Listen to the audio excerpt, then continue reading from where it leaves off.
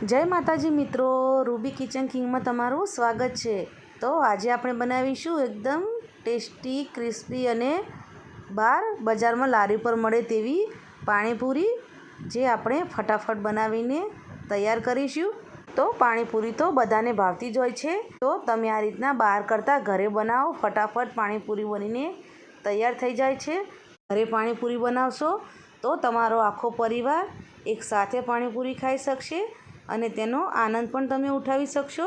તો ચાલો આપણે બનાવીએ એકદમ ક્રિસ્પી અને મસાલાવાળી પાણીપુરી।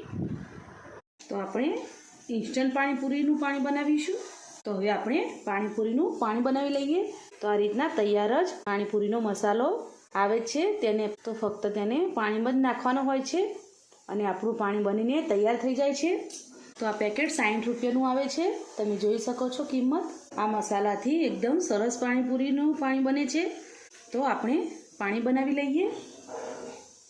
પાણી લઈશું, તમારે જેટલું પાણી બનાવવું હોય એ રીતના તમારે પાણી લેવાનું। હું અત્યારે 2 ગ્લાસ જેટલું પાણી લઉં છું અને તેની અંદર આપણે આ પેસ્ટ નાખીશું।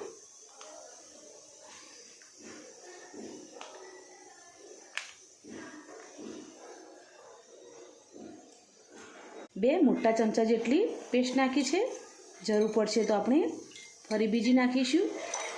સમય ના હોય અને પકોડી ખાવાની ખૂબ ઈચ્છા થઈ ગઈ હોય તો આ રીતના પાણી તૈયાર બનાવી દેવાનું। તો ખાલી મસાલો જ ઘરે બનાવવાનો ઝંઝટ રહે। તો આપણે થોડા લીલા ધાણા નાખી દઈશું। તમે આ રીતના થોડા લીલા ધાણા ઉપરથી નાખજો, એટલે પાણીપુરી એકદમ સરસ લાગશે। તો આપણું પાણી એકદમ સરસ બનીને તૈયાર થઈ ગયું છે। આપણે તેને ફ્રીજમાં ઠંડુ કરવા માટે મૂકી દઈશું। જ્યાં સુધી આપણે પકોડી બનાવીએ ત્યાં સુધી આ પાણી એકદમ સરસ ઠંડુ થઈ જશે। તો આપણું પાણી બનીને તૈયાર થઈ ગયું છે, તેને આપણે ફ્રીજમાં મૂકી દઈશું। તો આપણે પૂરી બનાવવા માટે આ રીતના એકદમ જે સોજી આવે તે લેવાનું। તો આપણે 1 કપ સોજી લીધી છે। 2 ટેબલ સ્પૂન મેદો લઈશું। તમારે માર્કેટ જેવી પૂરી બનાવી હોય તો આ રીતના માપ બહુ જરૂરી છે। થોડું મીઠું નાખી દઈશું। તો આપણે 1 કપથી સોજી લીધી છે, તે કપથી આપણે પાણી લઈશું અને તેને બરાબર ગરમ કરી લઈશું। તો આપણું પાણી ગરમ થાય ત્યાં સુધી આપણે સોજી અને મેદાને બરાબર મિક્સ કરી લઈશું। એકદમ સરસ પાણી ઉકળવા દેવાનું। પાણી એકદમ સરસ ઉકળી ગયું છે, તો આપણે તે નાખી દઈશું।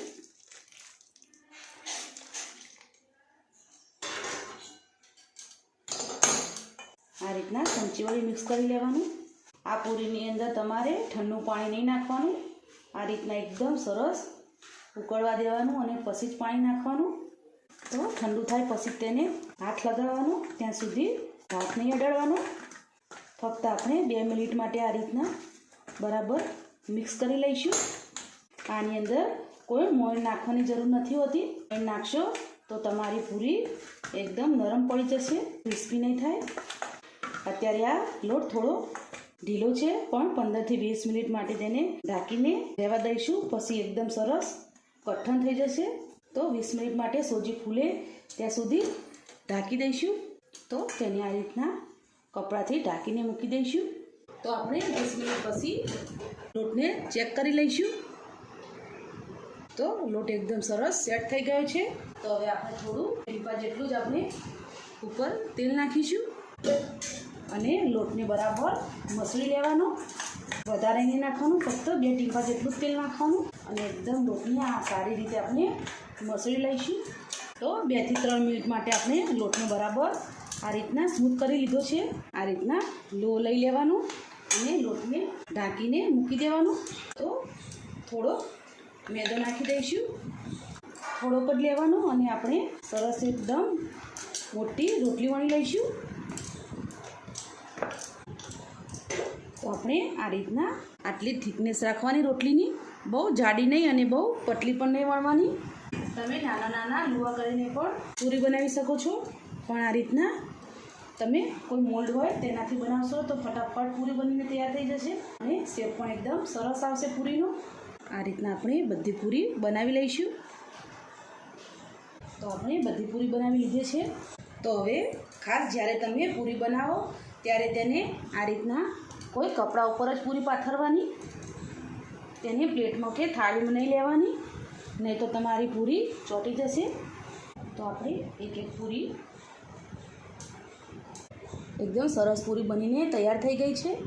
આ રીતના પૂરીને ગોઠવતા જઈશું અને તમારે એ રીતના ગોઠવવાની કે જે તમે પહેલી પૂરી બનાવી હોય તે પૂરીને તમારે પહેલાં તળવાની.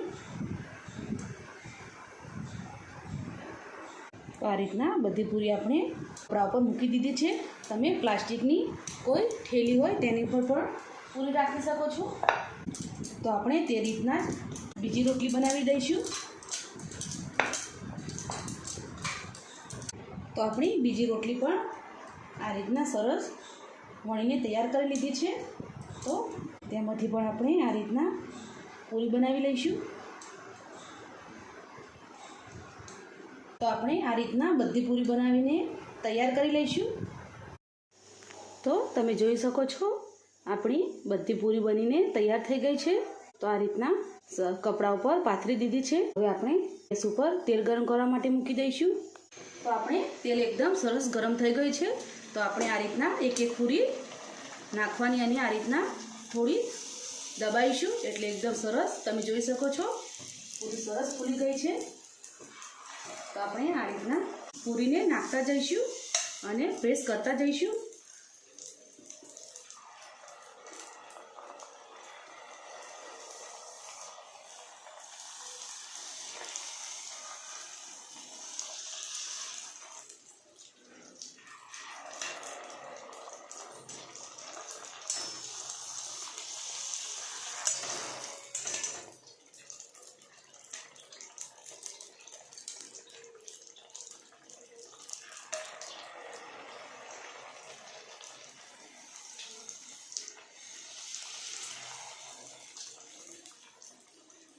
તો આપણી બધી જ એકદમ પૂરી ફૂલીને દડા જેવી થઈ ગઈ છે.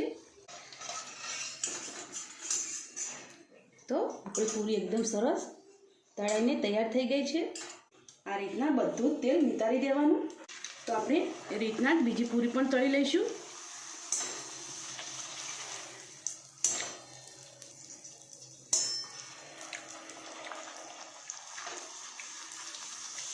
જ્યારે તમે પૂરી નાખો ત્યારે જે સાઈડમાં આપણે આ ઉપરની સાઈડ છે અને આ નીચેની સાઈડ છે તો આપણે નીચેની સાઈડમાં જ અંદર નાખવાની અને તેલ એકદમ ગરમ થવા દેવાનું અને પછી તમારે પૂરી અંદર નાખવાની. તમે જોઈ શકો છો આપણી બધી પૂરી એકદમ સરસ ફૂલીને દડા જેવી થાય છે. એટલે લોટ એકદમ સરસ બાંધવાનો, ઢીલો નહીં થવા દેવાનો. તો તમારી પૂરી એકદમ માર્કેટ જેવી બનશે. જેમ જેમ પૂરી તળાય તેમ તેમ આપણે ગાળતા જઈશું અને બીજી પૂરી ઉમેરતા જવાનું.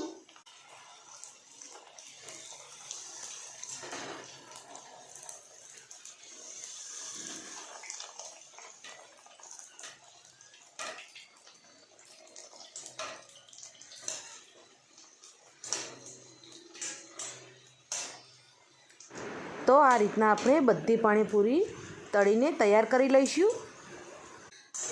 તો આપણી બધી પાણીપુરી તળાઈને તૈયાર થઈ ગઈ છે. તો હવે આપણે બટાકાનો મસાલો બનાવી લઈશું. તો આપણે પાણીપુરીનો મસાલો બનાવી લઈએ. તો આ મોટી સાઈઝના 3 બટાકાને મેં બાફી લીધા છે અને સરસ ઠંડા કરી લીધા છે અને 2 મીડિયમ સાઈઝની ડુંગળી આ રીતના ઝીણી ઝીણી સમારી લીધી છે. તો આપણે મસાલો બનાવી લઈએ.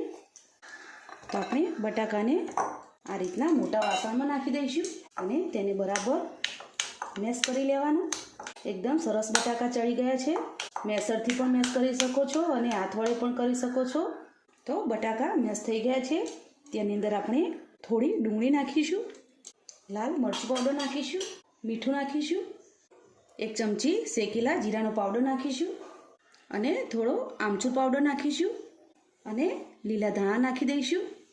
તો આપણે આ પેકેટનો 1 ચમચી મસાલો નાખીશું એટલે એકદમ સરસ આ મસાલો બનશે. બરાબર મિક્સ કરી લઈશું. તો તમે પાણીનો મસાલો નાખશો અંદર, એકદમ સરસ મસાલો બનીને તૈયાર થશે. મને થોડો ઓછો લાગે તો ફરી મેં 1 ચમચી જેટલો મસાલો નાખ્યો છે અંદર. તો આપણે અત્યારે બટાકાને ડુંગળીનો જ મસાલો બનાવ્યો છે. તમે ચણા પણ નાખી શકો છો.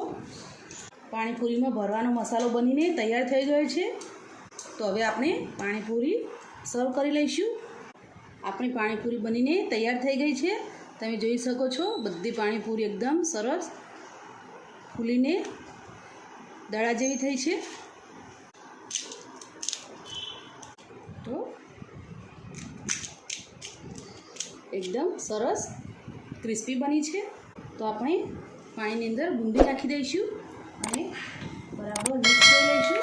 જ્યારે આપણે પાણીપુરી ખાવાની હોય ત્યારે જ બુંદી નાખવાની. તો આપણે એ પાણીપુરી ભરીને બતાવું તો તમે જુઓ છો સરસ પાણીપુરી બની છે અને ટેસ્ટી એવો મસાલો પણ આપણો બન્યો છે. તેની ઉપર આપણે આ રીતના થોડી ઝીણી સેવ મૂકીશું, થોડું પાણી નાખીશું.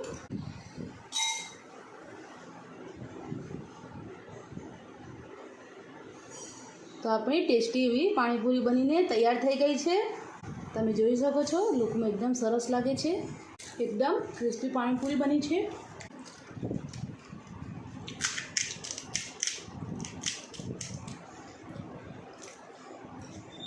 તો પાણીપુરી હોય અને આપણા હાથ જરાકે રોકાય નહીં.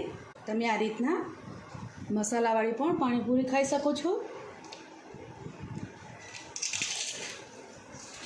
તો આપણી પાણીપુરી બનીને તૈયાર થઈ ગઈ છે. એકદમ ક્રિસ્પી અને એકદમ ફટાફટ બનીને તૈયાર થઈ જતી પાણીપુરી આપણે ખાવામાં મજા પડી જાય. તો 2 મહિના માટે આ પૂરી સ્ટોર કરીને રાખી શકો છો. અને મસાલો પણ તમે બટાકા બાફીને રાખો એટલે મસાલો પણ ફટાફટ બનીને તૈયાર થઈ જાય છે. તો આપણે પાણી પણ એકદમ ઇન્સ્ટન્ટ બનાવ્યું છે. તો આ નવરાત્રિમાં તમે ગરબા રમીને આવો અને ભૂખ લાગી હોય તો આ રીતના ફટાફટ પાણીપુરી બનાવીને તમે ખાઈ શકો છો. તો આપણી લારી પર મળે તેવી પાણીપુરી બનીને તૈયાર થઈ ગઈ છે. તો તમે આ રીતના પાણીપુરી ઘરે ચોક્કસથી બનાવજો અને મને કમેન્ટમાં જરૂરથી કહેજો અને આ પાણીપુરીનો વિડીયો કેવો લાગ્યો. જો તમને આ વિડીયો ગમ્યો હોય તો અમારા વિડીયોને લાઇક કરો, શેર કરો, સબસ્ક્રાઈબ કરો અને ફરી મળીશું એક નવા દિવસ એક નવી રેસીપી સાથે. તો અત્યારે બાય બાય.